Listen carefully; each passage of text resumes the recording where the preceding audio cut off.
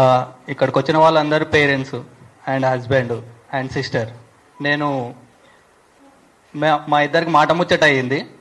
అయ్యేసి almost 4 years అవ్వడానికి వస్తుంది. అప్పుడే గ్రూప్ 1 నోటిఫికేషన్ వచ్చిందని చెప్పేసి మేము ఇక జాబ్ వచ్చిన తర్వాతనే మ్యారేజ్ చేసుకోవాలనే ఒక మోటివేషన్ తోటి ఉన్నాం. మా పేరెంట్స్ ఒప్పుకోలేదు. స్టిల్ నేను కోచింగ్ ఇప్పిస్తాను, నేను బ్యాక్ బోన్ ఉంటానని చెప్పేసి నేను రెస్పాన్సిబిలిటీ తీసుకున్నాను. అండ్ ఇప్పటికీ మేము వెయిట్ చేస్తున్నాం. వద్దండి, చప్పట్లు వద్దండి, నాకు ఇది నా ఆవేదన, నా బాధ. ఇప్పటికీ వెయిట్ చేస్తున్నాం, ఇప్పటికీ బాధపడుతున్నాం. తను 10th టాపర్, ఇంటర్లో టాపర్. నేను ఆ రెస్పాన్సిబిలిటీ తీసుకోవడానికి రీజన్ ఇది. అండ్ డిగ్రీలో కోటి ఉమెన్స్ కాలేజ్, గవర్నమెంట్ కాలేజ్ అది, అందులో physics gold medalist. And PG OU Osmania college, అందులో పీజీలో గోల్డ్ మెడలిస్ట్. మీకు సారీ, ఒక్కసారి చూడండి, ఇది తమిళ సైడ్ నుంచి తీసుకున్నది. ఇవన్నీ ప్రూఫ్స్ అండి. ఎందుకనంటే ఇప్పటివరకు మేము బయటకు రాలేదు. ఎందుకనంటే నిజము గడప దాటేలోపు అబద్ధం వచ్చేసి ఊరే కాదు, మొత్తం మన స్టేట్ మొత్తం తిరిగేసి వస్తుంది. మన కంట్రీయే తిరిగింది. బట్ ఇది చూపించాల్సి వస్తుంది మేము అది. అండ్ మేము పెట్టిన ఖర్చు ఏదైనా మేము తీసుకున్నాం. బట్ మా యవ్వనం ఖరీదు వచ్చేసి ఇప్పుడు వచ్చేసి 4 years అండి, 3 years అనుకోండి సరే.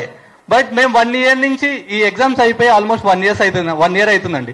1 year నుంచి మేము వెయిట్ చేస్తున్నాం. ఎందుకు? మాకు జడ్జిమెంట్ పైన, జ్యుడిషియరీ పైన నమ్మకం ఉంది కాబట్టి. బట్ ఇప్పుడు పొలిటికల్ వాళ్ళు ఇన్వాల్వ్ అవుతున్నారు వాళ్ళ స్వార్థం కోసం. అండ్ నేను డైరెక్ట్ పేరు తీస్తున్నాను ఎందుకంటే వాళ్ళు అన్నారు కాబట్టి.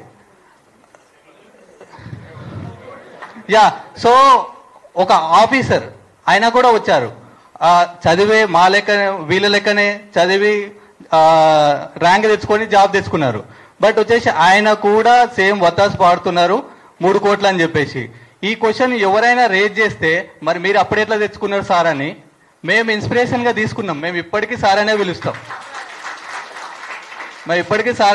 మాకు అది బాధ ఉంది. ఎందుకంటే మేము చాలా విలేజ్ బ్యాక్గ్రౌండ్ నుంచి వచ్చినాం. సో యవ్వనం తాకట్టు పెట్టి మరీ మేము చదివిపిస్తున్నాము. అండ్ నేను ఒక సాఫ్ట్వేర్ ఎంప్లాయీని, ఎప్పుడు లే ఆఫ్స్ అవుతాయో తెలియదు.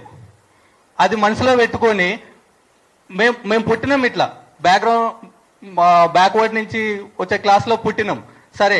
బట్ మాకు ఫర్దర్గా వచ్చే జనరేషన్ వచ్చేసి మాకు ఒక పాత అవ్వాలి, మళ్ళీ వాళ్ళు ఈ సిచ్యువేషన్ చూడొద్దు అని చెప్పేసి మా యవ్వనం తాకట్టు పెట్టుకొని మరి మేము ఇప్పటికీ మ్యారేజ్ చేసుకోకుండా, మాకు తెలుసు తర్వాత ఏజ్ ఎక్కువైతున్న కొద్దీ పిల్లలు పుట్టడానికి ప్రాబ్లం అయితే, ఇవన్నీ మాకు తెలిసినా కూడా మేము ఫ్యూచర్ జనరేషన్స్ కోసం అని చేస్తున్నాం ఇది.